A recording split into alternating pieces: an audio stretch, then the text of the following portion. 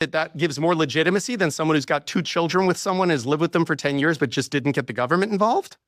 Like, that doesn't make any sense to me. But we've decided it's like, presto chango, you're married. That means now you're a totally legitimate relationship. A family member told me that years ago, I won't tell you what the course of their relationship was, said the reason to get married is because it's an additional buffer against walking out when things get tough. And they're going to get tough. Yeah. See, I want to hear that a lot. And what if we closed emergency rooms from 10 p.m. until like 5 a.m.? Do you think people would do less risky shit? Do you think people would go like, hey, you know what? If I break my leg skateboarding, sorry to pick on skateboarding, if the ER is closed, I won't be, like, that's insane to think that people in this dopamine state, intoxicated by pheromones, that they're going to say like, oh, like, we are legally married. I might have to guess. Like, it's just, the numbers don't bear it out. Like with the divorce rate, what it is, it doesn't work. You want to create barriers to entry. Like, how bad do you want it? Like, how bad do you want to get married? There's a waiting period, or you have to take a test, or you have to, whatever, some barrier to entry. You have to pay some amount of money to get married. I don't know. Create barrier. If you believe in the barrier concept, barriers to exit makes no sense. Barriers to entry might make sense. Again, still don't think it would make that much sense. But to tie it back to the prenup question, so the first question is, why are you getting married? Okay, what's the purpose? What is the problem to which marriage is a solution? The next question is, okay, if we marry without a prenup, what will govern our relationship in the event that it doesn't end in death?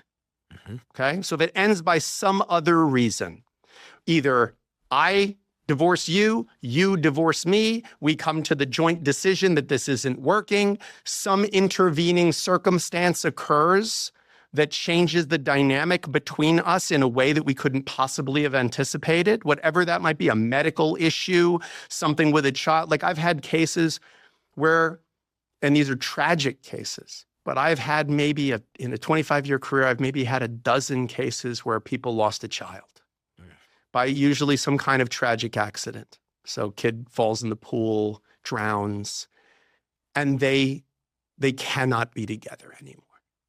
Like, they are a reminder to the other person of this immeasurable loss that they can't wrap their brains around. Like, and so they lose each other, and it's not anyone's fault. Like, it's not either of their fault that this horrible tragedy occurred. But it's just too painful. Like, they just remind each other of this loss. They can't ever, extricate that from their feelings. Now, I don't look at that person and go, oh, you should never get divorced. Divorce is, dude, who am I to say to that person, no, continue to feel that torturous pain. Or, go to therapy and that'll get rid of that. Like it's not that simple. So if that person who's been through that exquisite, unique kind of torture, that person says, yeah, we just can't do that. Like, we love each other, but we just can't. Like, we have to start over and reboot our lives separately so that we have no memory of that anymore, or as few reminders as possible. I have nothing I can say to that except, of course, that's not a choice I could tell you is wrong. I don't have the right to tell you that. So there are circumstances that can end a marriage that were not anticipated by or caused by either person's malfeasance, right? So, okay, now what, right? So if we know in the absence of a rule set, in the absence of a prenup, what happens if we divorce? Well, most people never even get to that step. Like, most people never, when they get married, they never sit down with anyone and go, what's legally going to happen to me right now? Like, what just changed? Like you buy a house, you get a HUD one that tells you the nature of the loan and how much you're paying in interest so that nobody can claim they didn't know that. You get a lead paint disclosure. You get all kinds of things. You get married, you can get a pamphlet. You just did the most legally significant thing you're ever going to do other than dying, and no one told you anything about what just happened. So you've opted out of the title system.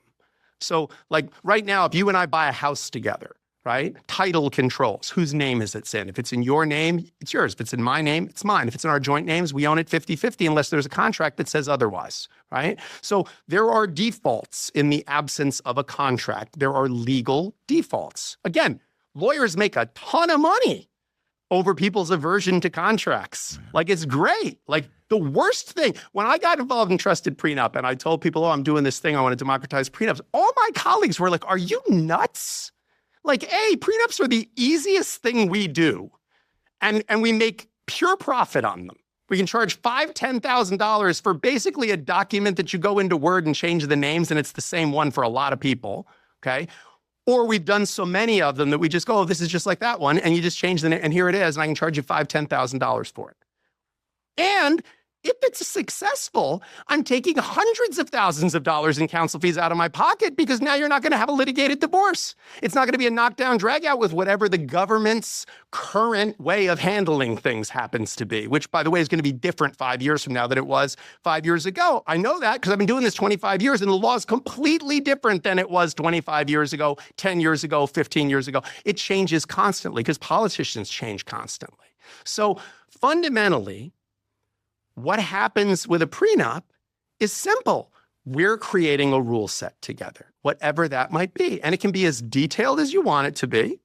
So I've seen ones that have very specific things about how often we're going to have sex. And if we split up, what'll happen with... Literally requirements? Well, what they are is either aspirational guidelines or it is tied in some way to some incentive or disincentive, like some penalty. Oh, yeah. You're kidding me. I'm not kidding you. I don't advocate for that. I don't think it's a good idea. But I mean, this story I tell pretty frequently is I did a prenup defense where I didn't write the prenup, so don't blame me, but I defended the prenup successfully. Where for every 10 pounds the bride gained, she would lose $10,000 a month in alimony when they split up. Kidding. Yeah, and a court upheld it. The court in its decision actually said, this is boorish, this is disgusting. I don't know why you married this person who insisted on this being in the contract, but it's a contract. You signed it, he signed it, you're adults, you were both represented by counsel, and it's enforceable. Whoa. Yeah. But did the marriage last?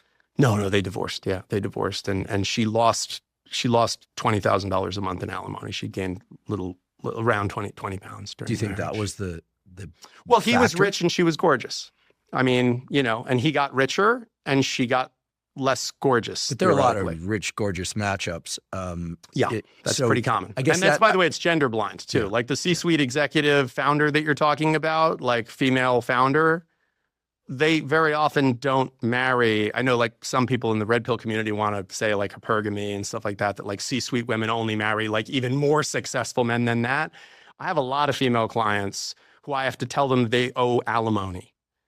And they're like, wait, why do I have to pay? I'm a woman. He's a man. He's got a strong back. Why do I have to pay alimony? I'm like, because you are a C-suite executive who makes millions and you married the like super hot, unsuccessful musician who has the like, oops, I didn't know I was sexy stubble because he looks really good. Like, and that's, you married the equivalent of me marrying like the hot yoga teacher. Like, I get it. Like, but you did the thing. And gender has nothing to do with it. If you marry someone who earns significantly less money than you do, and they have a diminished lifetime earning capacity, then you owe them alimony most likely. Is it always 50-50 of assets? Generally, yeah. There's a presumption that equitable distribution, equitable meaning fair, is really the law, but equitable is presumed to mean equal. There are some reasons and some circumstances where equitable does not mean equal. There can be things called wasteful dissipation of marital assets, where a person has squandered money that should have stayed in the marital estate, gambling, having a paramour, a girlfriend or a boyfriend.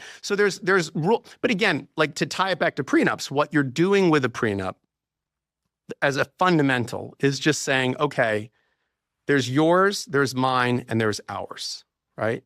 Like in terms of assets and liabilities, which, by the way, I think is an excellent analog to the nature of relationships themselves, right?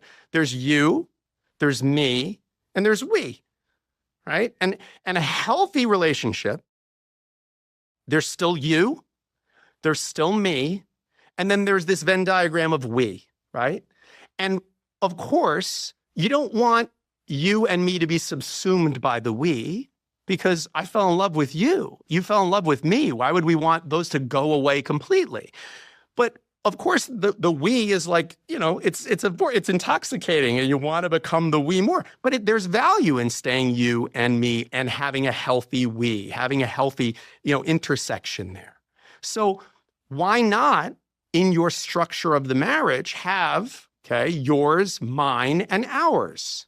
So at a fundamental level, if you're going to have a basic prenuptial agreement, it's just going to say, hey, we're staying in that system. You, me, we, right? Yours, mine, ours. If it's yours, you keep it, asset or liability. If it's in mine, I keep it, asset or liability. If it's ours, we divide it 50-50. Fair enough?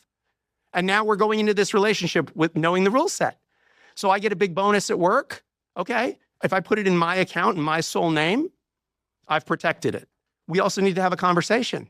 Hey, babe, you just got that big bonus at work and you didn't put any of it in the joint account. Like, what's that about? Something going on that we need to talk about? Like, and again, I understand people don't want to have uncomfortable conversations. Well, you can have like a series of mildly uncomfortable conversations throughout the course of a relationship, or you can duck that and then have some really difficult conversations in divorce court. And to me, that's pretty easy, like which of those two things I'd choose. So at its core, a prenuptial agreement can cover as many, like people put in infidelity clauses where there are financial penalties if someone cheats. Again, I discourage it. Financial penalties? Oh, yeah. Liquidated damages, whether it's a lump sum or a waiver of alimony if you're caught cheating. I mean, it used to be the law of the land that if you could prove adultery, a person, at that point, typically women, because the workforce was predominantly male at that time, if you could catch, that's why like the picture of a divorce lawyer with a private investigator with a telephoto lens taking pictures of someone coming out of the hotel, it's like in everyone's mind forever. Because, and by the way, people still come in to my office and they're like, I've got him. I've got photos of him coming out of this hotel with his girlfriend. I'm like, okay.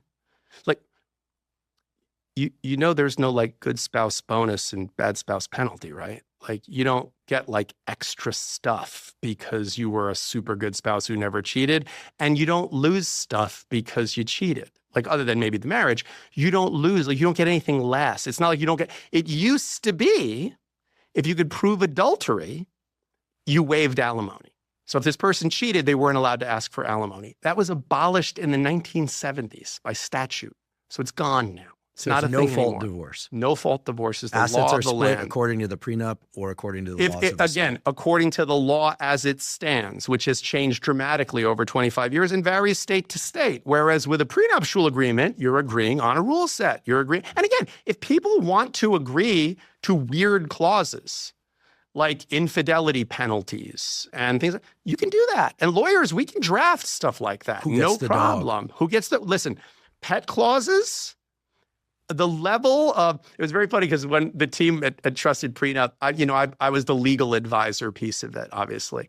And so I was really feeding them so they could feed to this AI kind of all of these prenups I had done. And Ben, who's our tech guy, he lives in Australia. He called me up and he was like, you do know, like the pet clauses are actually the most complicated and diverse out of all of the things. I believe it. And I said, yeah, well, do you have pets? I said, because I'll tell you right now, because there are people that go so hard in the paint on pet stuff, like that it's like they have custody rotation schedules for the pets. They have clauses about what to do if there's a conflict about veterinary decisions. And unlike children, you are most likely going to outlive your pet. And so you have to have clauses in for if this pet has to be euthanized, can we both be there?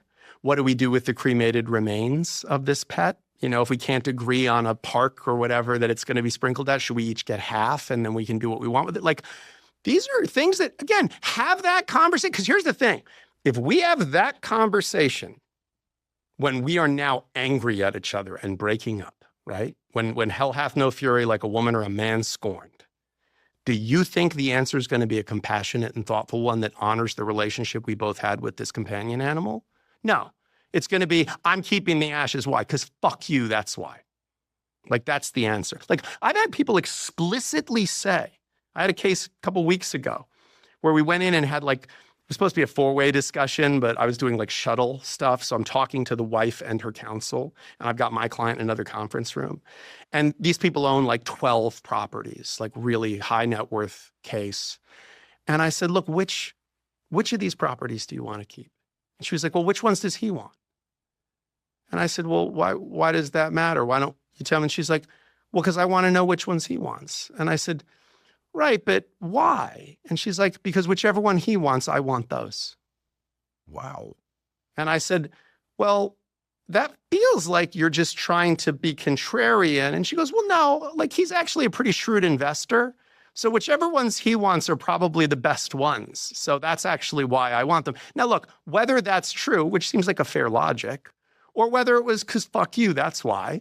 Like, the time to have that conversation was not that moment where we're at odds and we both lawyered up.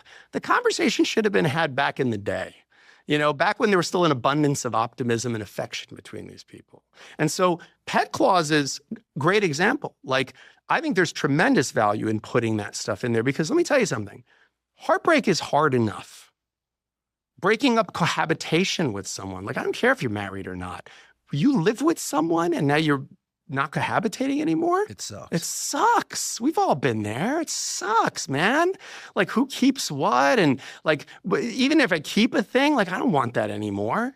Like it just reminds me of you. Like we got that on that trip. I don't want to look at it, like, and I don't want to throw it out because it's like, it was special, but I also want to look at it. So I'm going to put it in a box somewhere and hope that someday I'm going to open that box and smile. And no one else opens that box. And no one else opens that box and goes, oh, where'd you get? Oh, nothing. You know what I mean? Like, and that's, like this is the challenge of this. But that's why having that conversation earlier, that's the way it is. So for me, what prenups can bind it is a long list of things you can bind with prenups. What's important is, what's the prenup that's right for this couple?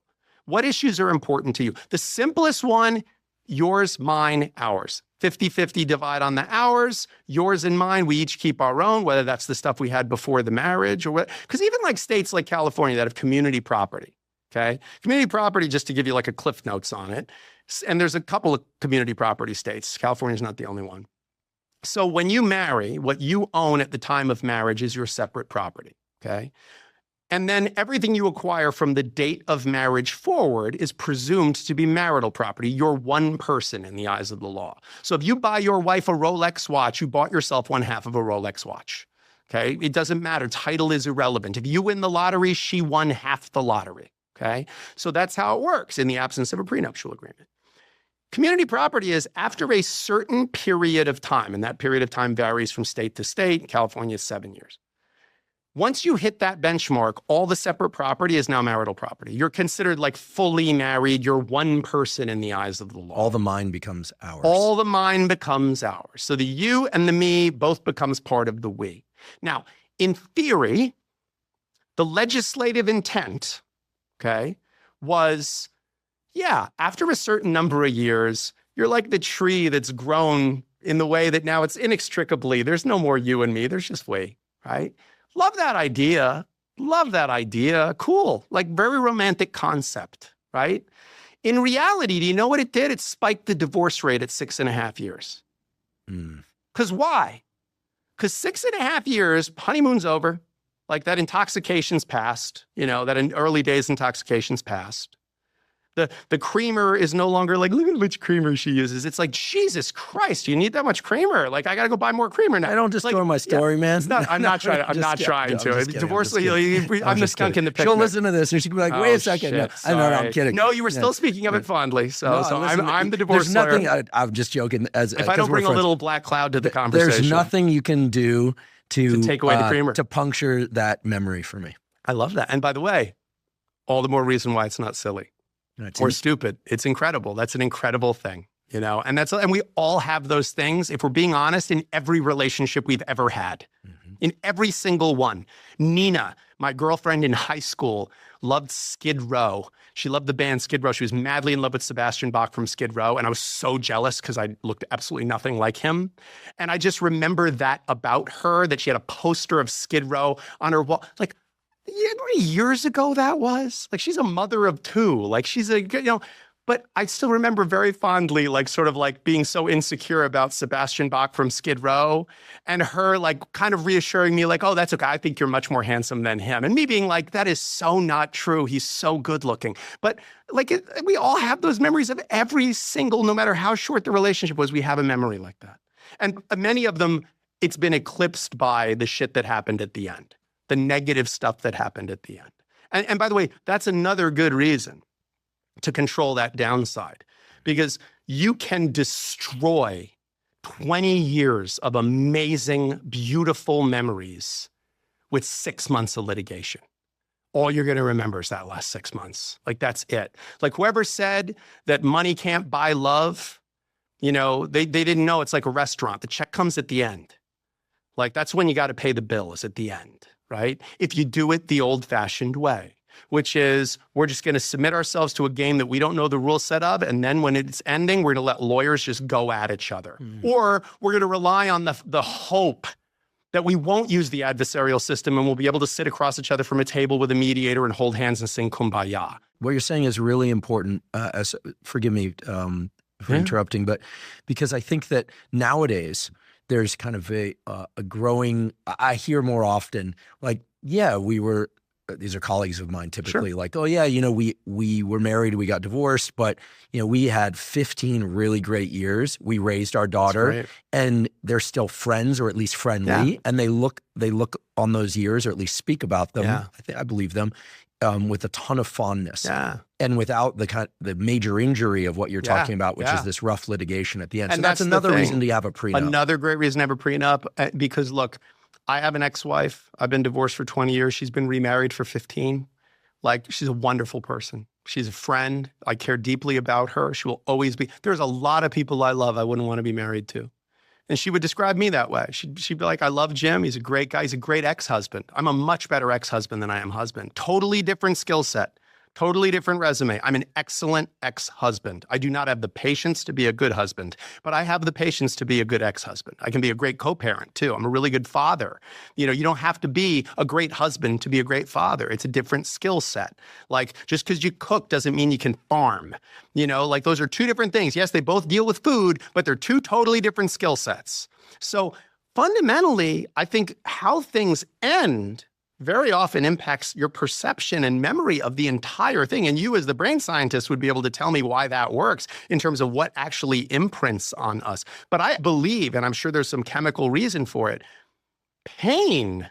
We remember pain more than pleasure. Well, you know all this stuff about 28 days to form a habit or adult neuroplasticity.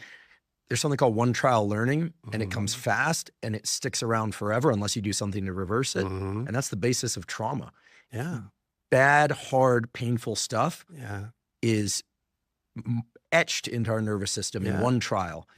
Sadly, in some cases. And it shapes you. And like it changes your memory of everything that precedes it. The truth is, divorce of the ugly kind is trauma.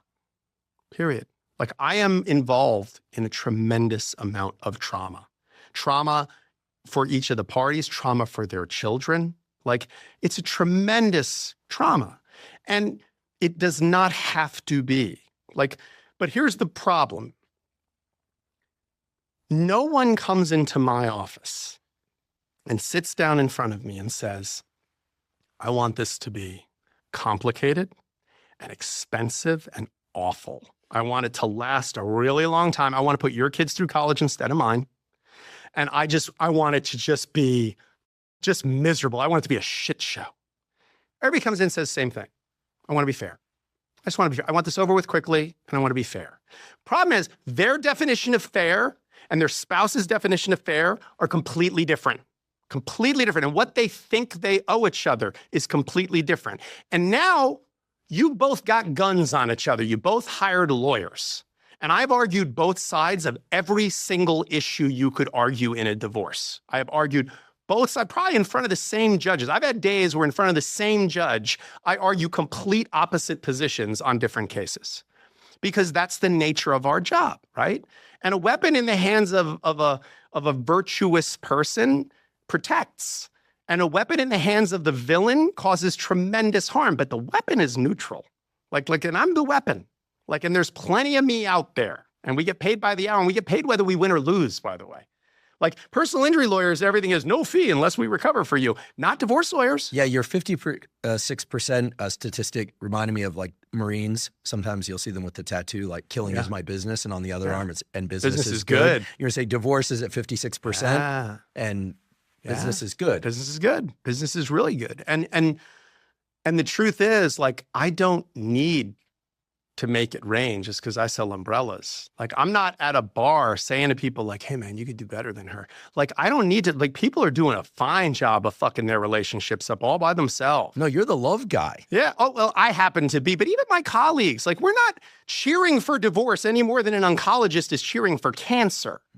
And like when people say to me, oh, you make her, how could you, this guy, he makes his living in people's ruined lives and heartbreak. It's like, okay, like my mom had cancer. Like I didn't look at the oncologist and go, well, I bet you feel good about yourselves making money on my mom's cancer. Like, no, I understand what they're there because this exists.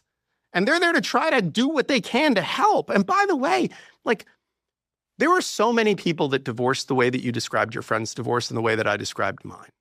You just don't hear about it. You know why? It's the least interesting thing. Like, do you think that's interesting?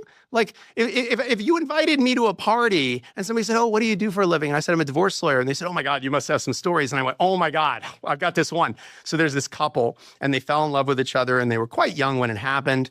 And then gradually, like they just wanted different things. They matured into different people and they sort of lost the plot of what they were together. And the Venn diagram of their overlapping interests and joys kind of got smaller and smaller. So they decided amicably that, they should end the relationship, but they wanted to continue to co-parent really well. Dude, you'd be like, that is the worst story. Whereas if I go like, and then he took a chainsaw and he cut the car in half and he was like, pick which half you want, bitch. Like that's one that you're going to be like, oh my God, Jim, you got to tell the story to this guy. Like you want to hear that story. It's so much more interesting. And by the way, people who have an ugly divorce, it's so traumatic that it becomes part of who they are. Like it becomes a lens that they see the whole world through. It damages their trust so much and they're so wounded by it. And it's the fight. I mean, and they almost don't know what to do with themselves when it's over. And the impact on the kids and the pets. Yeah. And by the way, like most human beings, you and I both know, when they tell you the story of their life, they're the hero of the story. Or the victim. Or the victim, right? Like one of the things I like about our friendship is that like you and I are very aware of our own flaws and cognitive biases. And so when we talk to each other, that, like all of the people I like best are people that like reality, and that see themselves with a certain level of reality, and so I don't have to be afraid to like talk to them candidly and blunt. And I think that in marriage, like and in divorce, if you tell the story and you're like, yeah, I could have done better. Like I really screwed that up. But I did get this right. And she's being unfair when it comes to that.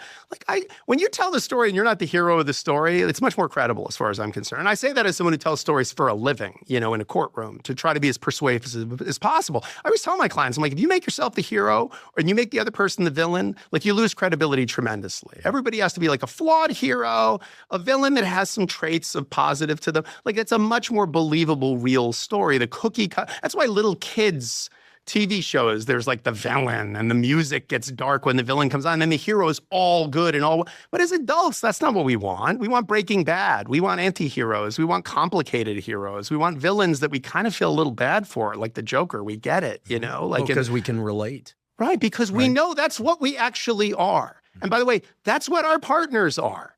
So this idea that let's just put a tux on him and a white dress on her and then everybody's heroes, like that's kind of silly, and that's where I think that anger that becomes toxic and definitional to a person, it doesn't have to be that way if early in the discourse about love, we just normalize this idea of you're a human being, I'm a human being, we're flawed, we have hopes, we have fears, we have things we got right, things we get wrong. We're gonna change. We're gonna change in good and bad ways, if you want to parse it that way. So how do we water the plant? Like, how do we keep this thing healthy and vibrant? How do we check in with each other? You have a job You have performance reviews, right? You have some system whereby there's feedback about what you're doing right and doing wrong, or there's a bonus structure so that there's skin in the game. Like, why does it make it less romantic to look at our relationship that way? To say like, hey, it's important to check in on this stuff. It's important to have like routine preventative maintenance on this thing. Like if you said to me like, oh, I'm taking my car for an oil change, I'd be like, what, you don't have faith in your car? Like, no, what, you have a cheap car? Like, no, like of course, preventative maintenance makes sense. It's a whole lot better than waiting for there to be a problem and then trying to fix the problem. Well, I think it's this business of egos, right? There's something in the quote unquote traditional courtship dance that is about, sort of, before people are critiquing one another, before people are commenting on the things that aren't working, where, it's a false reality, right? That you're only seeing the good, they're only seeing the good, and it feels good. And well, sure, what wouldn't feel good about only seeing the good? Right. Like the previews is the best part of the movie. If you watch the previews and you go, oh my God, that preview was good. Haven't you ever seen a preview and gone, oh my God, I can't wait to see that movie? And then you see the movie and you're like, that sucked. Like the only good scenes were the things that were in the preview, in that 2-minute preview. Like, okay, well, what do you think courtship is? Courtship's the preview. By the way, and if the preview sucks, the movie's really gonna suck. Yeah, the relationships are more like the deer hunter or something. It's really, they're long and they're complicated. And there's moments in it that you kind of go like, I don't know what the point of this is, but I'm in for the ride, so let's do it, right? Yeah, hats off to anyone that got through the deer hunter. It's a great movie, but it's really long. But yeah, it takes some time to get through it. Let's talk about movies and as a serious thing. Sure. A couple of years ago, I saw you on a podcast and you were talking about the movie True Romance. Oh, sure. Sure. I love that movie. Anyone that was a teener in their 20s and the 90s will remember that movie. Everyone should see that movie who's old enough and mature enough to see it. I get so excited when anybody knows that movie. It's just such an awesome movie. And the cast is amazing. Gary Oldman. Greatest scene in history. Yep. Michael Rappaport's hilarious. Phenomenal. In that movie. Brad Pitt is in it. He has a little scene in it. I think Quentin Tarantino. Quentin Tarantino might make a cameo. He wrote it. He makes a cameo. Anyway, incredible movie. And Patricia Arquette, who's just awesome. And Christian Slater at his coolest. Yeah. Very, very cool movie. And you made the excellent point, which doesn't give away the plot. So no spoiler alert necessary, which is that, the essence of the movie is really about someone seeing something or a collection of things in somebody and just thinking that they're awesome. Yeah. I don't want to give away any more than that. And just that kind of appreciation for quirkiness and uniqueness. Yeah. The two protagonists of the film, without giving anything away, are deeply flawed. Like they're deeply flawed by any traditional definition. Yeah. They are not something that you would go, oh, this is the perfect romantic partner. It's actually quite the opposite. Like their histories alone are a reason to walk away. On paper, there's a lot of reasons to just walk away from this person. And they meet, and there is this instant true romance. There is this sense of like, I see you for what you actually are. And all that negative stuff on paper, that means nothing because that's not who you are. I see who you are and I'm cheering for you. And you are so cool. Like that's the reality. And that to me, movie still stands up for that reason. Because it's this sense of being seen with all your warts and all. And just being, I see you and you see me and it's you and me. It's you and me. Let's do this. Like, let's hold hands and walk this thing together. And it's a game you cannot win. And we're going to play it to the utmost. Like, let's just play this thing through. And it doesn't get better than that. Yeah, you nailed it. You nailed the description. I feel that in contrast to how you described, I think very aptly, social media as an advertisement of a life to aspire to, even if it's not possible to have. I felt for a long while that movies and television and books and music were advertisements for exactly what you just described. The uniqueness and the quirkiness of relationships that are not typical. There's nothing generic about them. Even if the decision to the bond, the legal bond, the marriage, marriage is marriage is marriage is marriage. I mean, there's some subtleties depending on state and conditions, but each one of those is unique. The right people found one another. So there's something really quite beautiful and special about that picture, right? True romance, right? As seeing the quirkiness, the everyday things, and as you said, a teammate perspective. Yeah. Right? 1 + 1 = 3. There's tremendous value to that. Tremendous value. That's in very stark contrast to what I think many people experience now, where they have their relationship, but then they also have visual and movie access to all these other relationships in the form of social media. Yeah. They're always being presented with other options of at least how things exist for other people. Yeah. And so I believe, again, the biologist in me thinks this sets a kind of a yearning for something that one doesn't have. Yeah. Because ultimately, all the good stuff we've talked about, whether or not it's dogs or a person or the pizza store, or the creamer store, or whatever, is about basking in the completeness of what one already has, as opposed to needing more or wanting more. So would you say that social media, I teach on social media, you're on social media, but let's be honest, that it in some way may be poisonous to things like 100%. Appreciation, fidelity, not just because you can meet people there, but because of the yearning that it creates. Look, you while you were saying that, all I could reflect on was a prior conversation you had on a podcast about pornography and the effect that it has on us and our perception of sex, our dopamine, all these other things. Yeah, because young guys are writing to me about this all the time. Rom-coms are porn. That's all wrong. Listen, I'm not saying that there's not a purpose in having an ideal, a romanticized ideal, but most romantic comedies are not true romance. A story about two flawed characters who, most rom-coms are like an ideal, right? They're a romanticized ideal that, by the way, ends before reality can kick in. So like if you think Jack, I forget what her character, Kate Winslet's character was on Titanic, but like if you think he'd lived at the end of Titanic, that a few years later she wouldn't be like, all right, enough painting the French girls. Like you got to get a job, buddy. Like you're telling me, like most of these movies, these rom-coms, they end at like the high, I love you, I've always loved you, I love you too, and then it ends. They don't ever have to live together. You don't have to ever see like the actual reality of them at Trader Joe's waiting on the line, like arguing over what to, he doesn't find someone else. He doesn't find somebody else. He's not sitting on the couch scrolling when she's trying to talk to so him. She would have expired the age limit. Right, absolutely. It's like Menudo. You turn 20, you're out. Sorry. I'm gonna get in trouble for that one. Well, I think it's not public knowledge. So I think at the end of the day, what's really core here is, look, I'm not saying let's get rid of pornography. Like I have 2 sons, they're adults now. But when they were young, they got to a certain age, they had phones, they had iPads, we had the internet.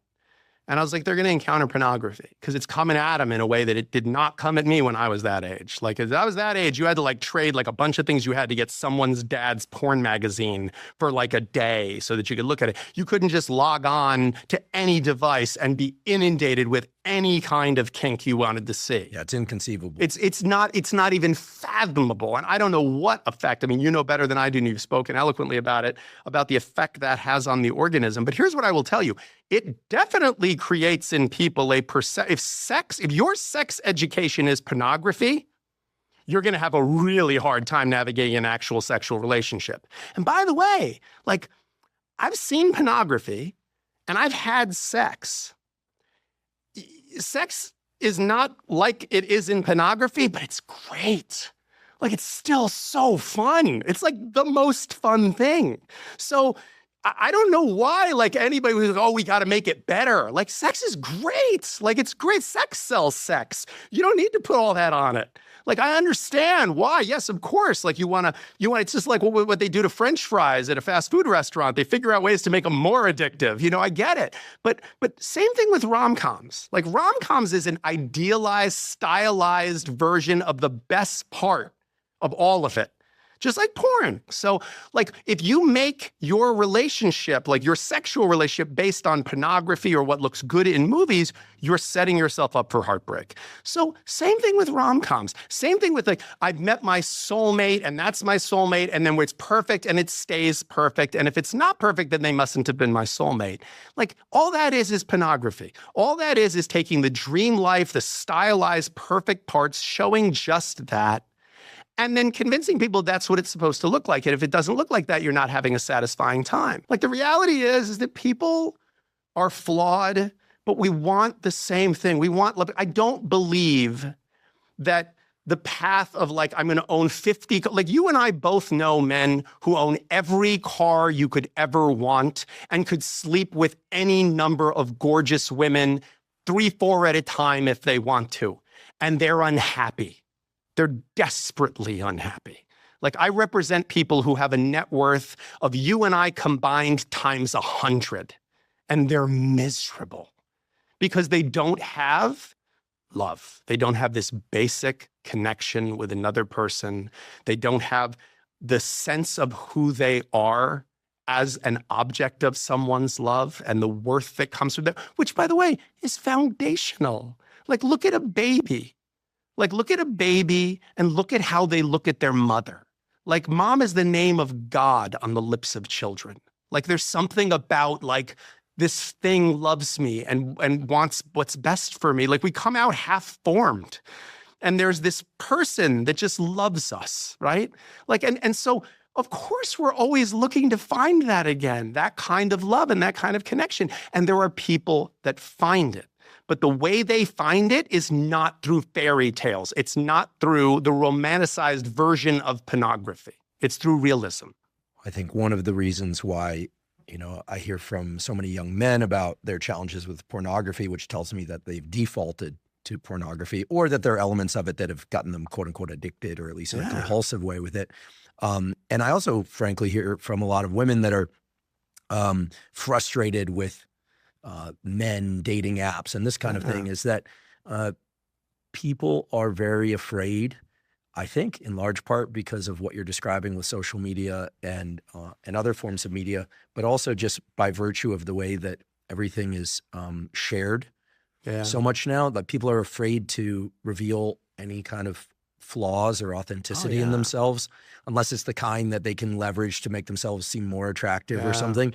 Because, if they go out on a date or let's say they share a first kiss or something, that if they're not a great kisser, that she's going to tell all her friends or worse, put it on an app or something that, where his name is named, or he's going to sleep with her and then might even share photos of it with people covertly. I mean, things that are and that's real. Illegal slash just breaches of trust. Like the contract of trust that is purely, I don't know, for lack of a better word, it's kind of a spiritual contract where you say, hey, listen, like, I don't know if this is going to work. You don't know if this is going to work. Yeah. I'm willing to wager in a healthy way some of my own safety by revealing some things that aren't like super great about myself. Yeah.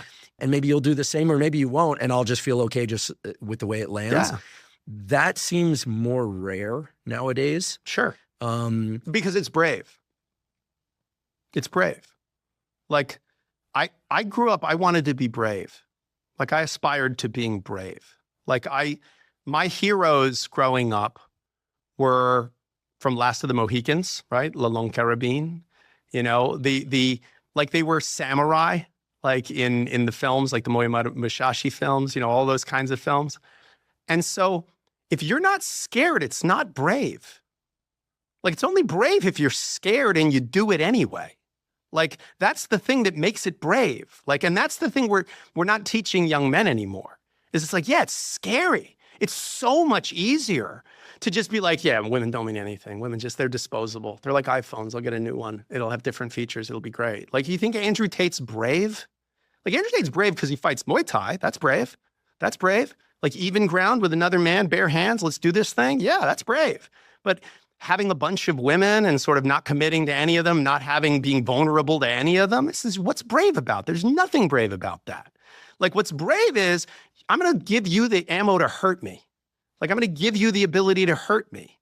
Like, and I'm going to do it anyway. Like, and I'm scared, but I'm going to do it anyway. And that's what makes it brave. And I think that's the thing we've just lost in this culture is this.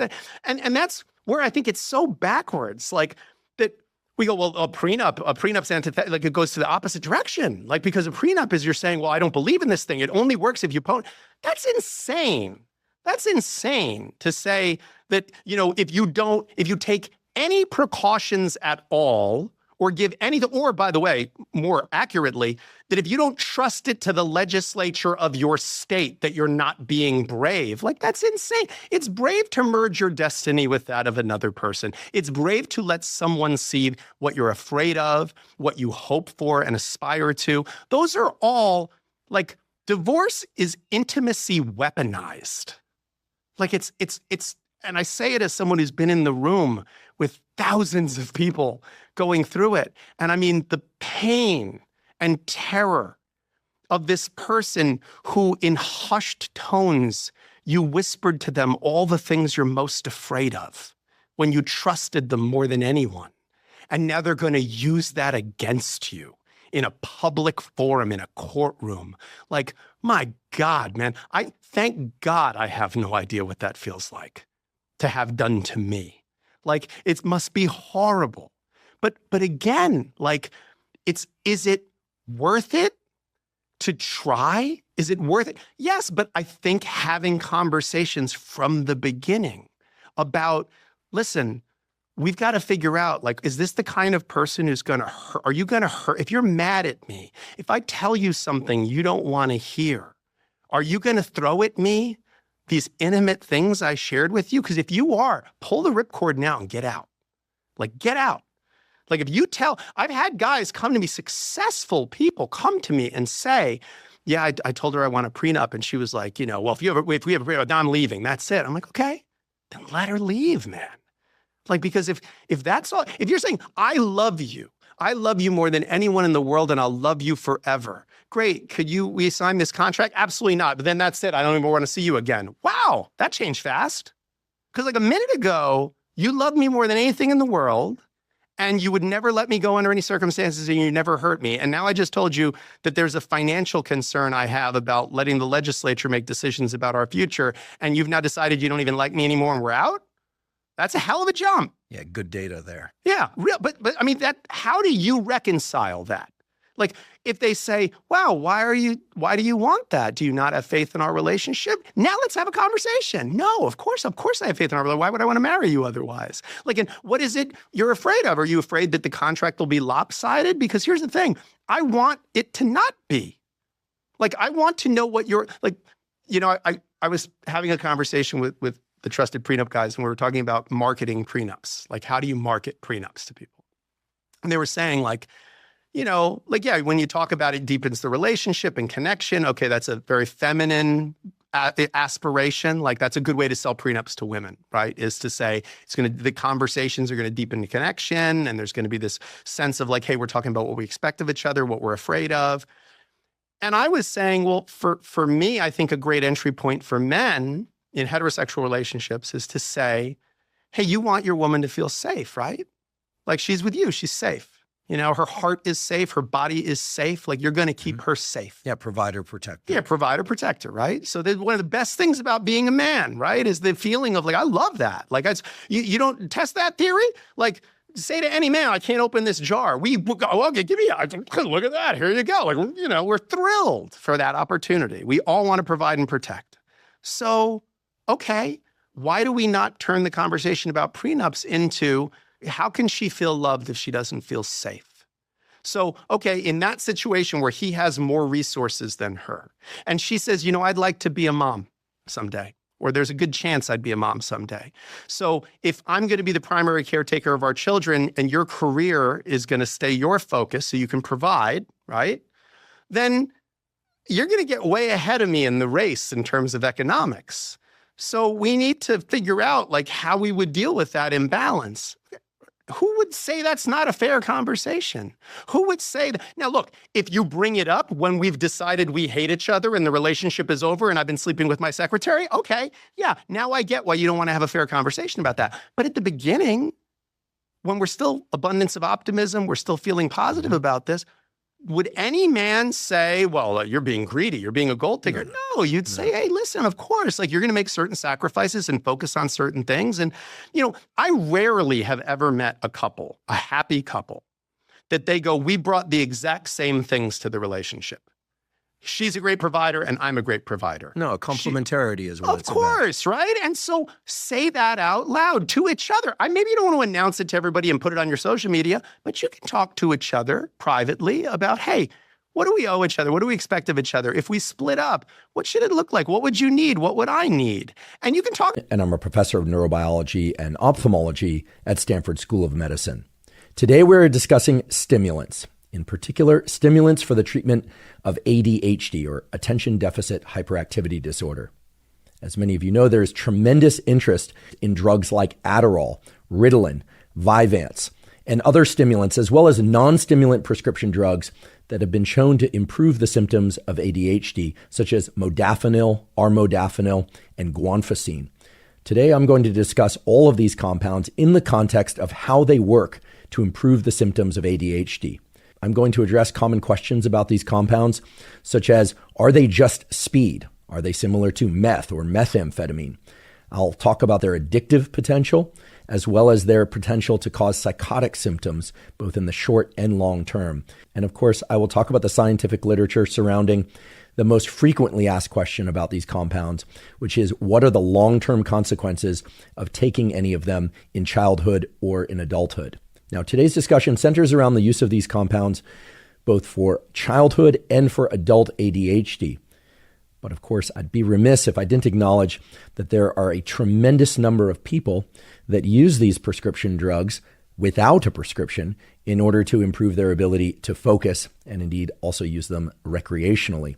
In fact, some surveys reveal that as high as 80% of college-age young adults have used one or several of prescription drugs such as Adderall, Ritalin, Vyvanse, or similar at some point, and are doing so without a prescription. So they are either obtaining those drugs from those that do have prescriptions for them for ADHD, or they are obtaining them through black market sources, which of course carries an additional and very serious risk related to the so-called fentanyl crisis. That is, as high as 75% of black market drugs nowadays of various kinds, but certainly including the sorts of drugs we're going to talk about today, are contaminated with fentanyl and therefore are very deadly. So today I'm going to describe what these various drugs really are, how they work at the level of neurons and brain networks, and how they change those brain networks in ways that really can allow people with ADHD to be able to focus better. I will answer the common question, which is, why is it that giving children speed, because indeed several, not all, but several of the compounds I'm going to discuss are speed, they are amphetamine. Why would that cause a reduction in hyperactivity if speed is a stimulant? So I'll answer that question for you. And I will also answer questions that are commonly asked, such as how these drugs impact things like sleep, hormone health, reproductive health, as well as what is their impact on height. Indeed, it was one prominent hypothesis that these ADHD meds could actually restrict the height of children. I'll tell you whether or not that's actually true or not. And I'll discuss the data surrounding whether or not these drugs predispose people to becoming addicts to other substances, even if people cease or continue taking the stimulants that can help them in the clinical sense for ADHD. Before we begin, I'd like to emphasize that this podcast is separate from my teaching and research roles at Stanford. It is, however, part of my desire and effort to bring zero cost to consumer information about science and science-related tools to the general public. In keeping with that theme, I'd like to thank the sponsors of today's podcast. Our first sponsor is Maui Nui Venison. Maui Nui Venison is the most nutrient-dense red meat available. Maui Nui spent nearly a decade building a USDA-certified wild harvesting system to help balance deer populations on the island of Maui. The solution they built turns the proliferation of an invasive species into a wide range of nutrient-dense products, from fresh butcher cuts and organ meats to bone broth and jerky. I'm a particular fan of their bone broth, which has an unmatched 25 grams of protein per 100 calories. And I also love the ground venison and the venison steaks. I've talked many times before on this podcast with expert guests in nutrition who make it clear that we should all be getting at least 1 gram of protein per pound of body weight each day. And with Maui Nui venison products, that's extremely easy to do, and they're extremely delicious as well. If you'd like to try Maui Nui venison, go to mauinuivenison.com/Huberman to get 20% off your first order. Again, that's mauinuivenison.com/Huberman to get 20% off. Today's episode is also brought to us by Roka. Roka makes eyeglasses and sunglasses that are of the absolute highest quality. I've spent a lifetime working on the biology of the visual system, and I can tell you that your visual system has to contend with an enormous number of different challenges in order for you to be able to see clearly. Roca understands all of those challenges at the level of the eye and the visual system within the brain, and have designed their eyeglasses and sunglasses so that no matter what environment you're in, you can always see with crystal clarity. Originally, their glasses were designed for sports, and as a consequence, all of their glasses are extremely lightweight, and as well, they won't slip off your face even if you get sweaty. However, despite being designed initially for performance, Roca eyeglasses and sunglasses include a lot of different styles that are designed for you to wear to work or out to dinner, as well as what I call the cyborg style that are designed for cycling, etc. If you'd like to try Roca eyeglasses or sunglasses, go to Roca, that's ROKA.com, and enter the code Huberman to save 20% off your first order. Again, that's Roca, ROKA.com, and enter the code Huberman at checkout. Today's episode is all